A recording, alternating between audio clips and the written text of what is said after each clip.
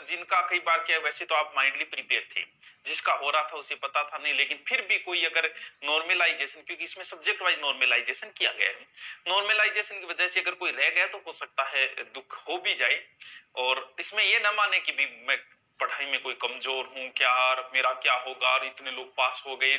ये कोई भी एक संयोग है, कई बार हो जाता है। जरूरी नहीं है कि आपका रेट में पास नहीं हो तो आप कुछ न बन पाओ। कई बार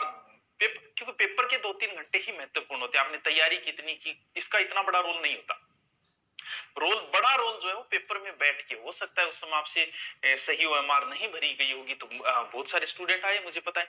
जिनको मैंने बताया पहले दिन कि इस तरीके से पेपर करना है, पहली लैंग्वेज ये, दूसरी फिर भी गड़बड़ कर दी, तो उनको वो खुद की गलती है, ना कि उनकी तैयारी कोई कमजोर थी, तैयारी उनकी अच्छी थी, लेकिन पेपर में घबराहट हो गई, या पेपर को सही तरीके से नहीं भर पाए, या ओएमआर नहीं भर पाए, या लेवल सेकंड नहीं भर पाए,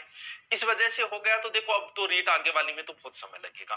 तो अभी आप अपना रथ जो है वो किसी दूसरी तरफ मोड़ लो, कोई बात नहीं है इसमें। ये नहीं कि मैं बीएड कर ली तो मैं 4th ग्रेड की तैयार हूं, सरकारी नौकरी से मतलब रखो,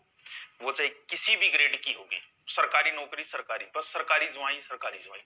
अब मान ली कि आपका सपना अध्यापक बनने का है, तो कौन सा यार अभी उम्र बीती जा रही है, अध्यापक बाद में बन जाना। भाई नहीं हुआ है, उनको कहीं ना कहीं अपना माइंड को खराब न करी,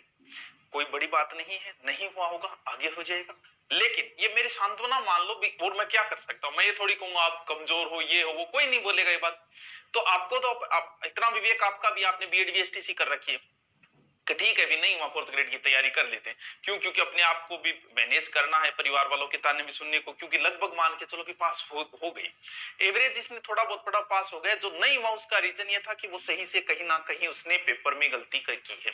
इस वजह से उसका नहीं हुआ है, लगभग जिसने थोड़ी बहुत तैयारी थी। तो